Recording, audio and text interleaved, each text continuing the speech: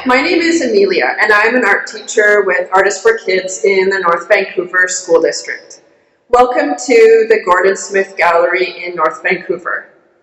This year, the AFK ArtReach video series brings you artwork and art activities, mostly inspired by the theme of play and the artwork that you see in the gallery around me. And every other week, we are posting these videos on the AFK website, and the videos feature activities that you can do at school, at home, and often outdoors. Today I'll share with you this artwork by the Canadian artist Anne Kipling. And inspired by Anne Kipling's art, as well as our experiences listening outdoors, we will create a drawing, and we will consider the following questions. How can we represent what we hear in a drawing? And why is it important to listen with attention? Our activities today will connect to the second step curriculum, and specifically the grade 5 curriculum and the second lesson that focuses on listening with attention. Our activities today also will connect to learning in the core competencies, and specifically the areas of communication and thinking. Anne Kipling is an artist from British Columbia, and she currently lives in Falkland, BC. And in her artwork, she uses a very distinctive drawing style. Over the years, she's developed her own visual language of many different kinds of marks and lines that often overlap. She often represents landscapes as well as portraits of humans and animals. And in her artwork, she often aims to represent change, light, movement, and transformation. And she often works outdoors. So inspired by Anne Kipling's practice of working outside, we too will experiment today with drawing outdoors. Take a close look at this print, Dog in Sky. What do you see? Move your eyes through the artwork and notice the different kinds of lines and marks that Anne Kipling made. How many different kinds of lines can you see? And what kind of feeling do these lines have?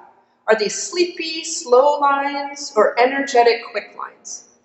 What do you think Anne Kipling was looking at for inspiration when she created this drawing? Consider the title, Dog in Sky. Have you ever spent time looking at the clouds move in the sky? Have you ever noticed them change as they blow across the sky or as the light shifts? Or have clouds ever reminded you of things like mountains or waves or even animals?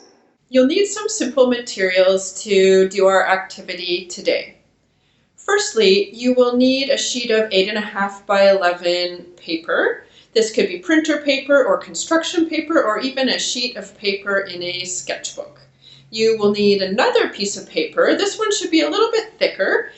You could use white construction paper or cardstock or poster board. And this one is 17 inches by 5.5 inches. And optionally, you could have another piece of paper that is black that you could mount this white paper onto when you are finished the project.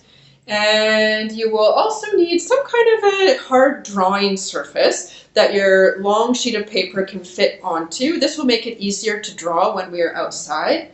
And you will also need a drawing tool. You could use different kinds of drawing tools today. I would suggest choosing one that you can use to make a nice light mark and a nice dark mark with. So this could be something like a China marker, a black oil pastel, or even just a black crayon. I would suggest not using a marker to draw with today.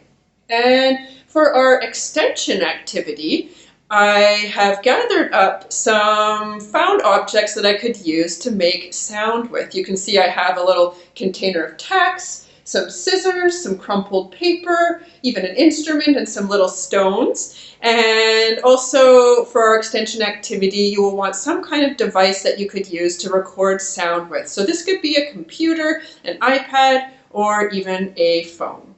Before we create our drawings today, we will first talk about the practice of listening with attention.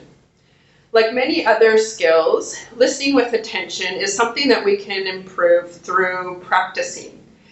So you could pause the video for a moment and discuss the question with your class. What are some other skills that we improve with practice?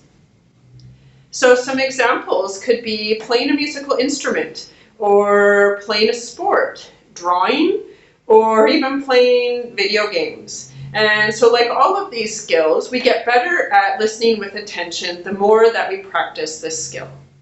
The skills needed for listening with attention can help you to get along with others, can help you to communicate better, and can help you do well in school. So what are some of the skills that are needed for listening with attention? Again, you could pause the video and brainstorm some ideas about this with your class. Some ideas might include not interrupting, asking follow-up questions, repeating what was said, and using body language to show that you are listening. And now, why is it important to listen with attention? Again, you could brainstorm some answers to this question with your class. Now, some ideas could include that it shows respectfulness to listen with attention. It also shows that you care about what the other person is saying. It can help you get along with others, to make friends, and it also can help you to learn.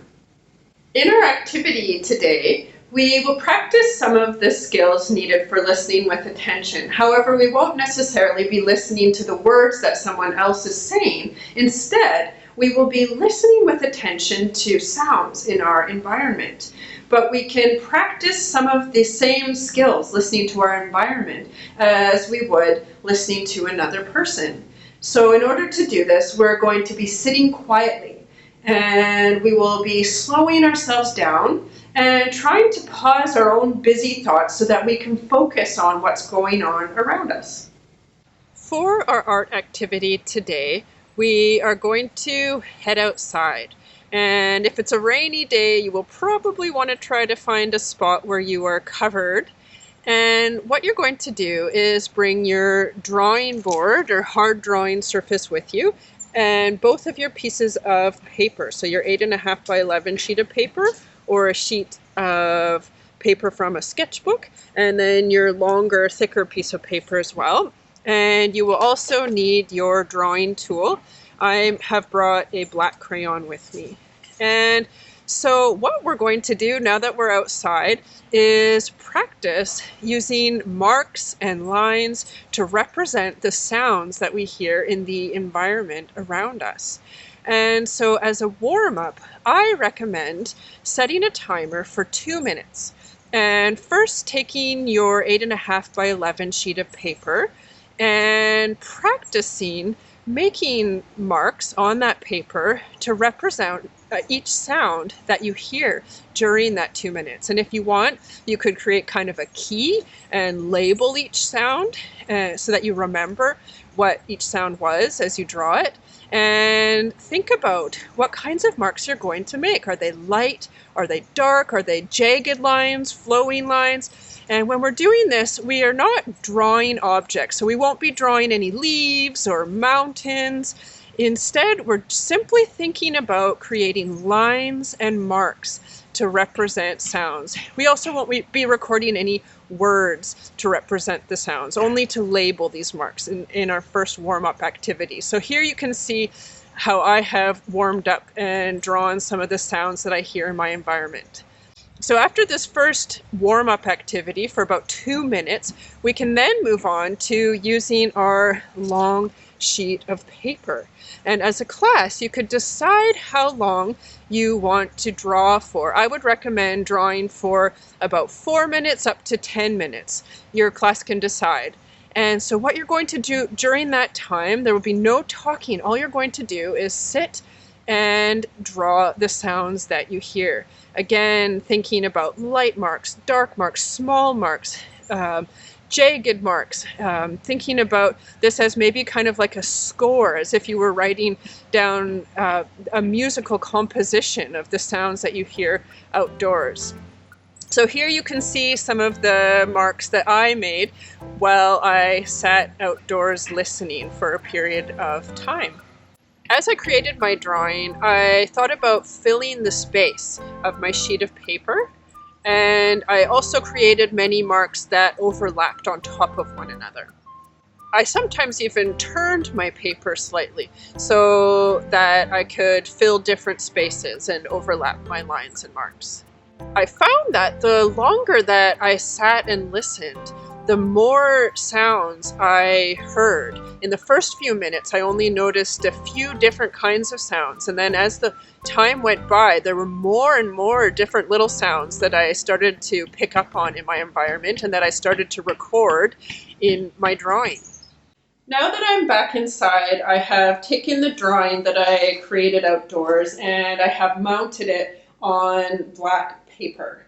And I find it interesting now to look at the drawing that I created and to even revisit the artwork by Anne Kipling that we talked about at the beginning of the activity. And I find it interesting to see if I can notice any similarities between some of the marks and lines that I created while listening outdoors and some of the marks and lines that she created in her print.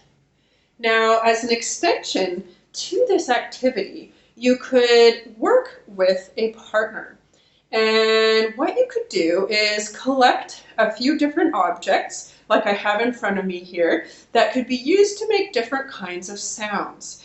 And so you and your partner could trade drawings, and you would look at your partner's drawing and think about what some of these marks and lines could represent as far as sounds. And maybe look at it as if you were reading it like a piece of music.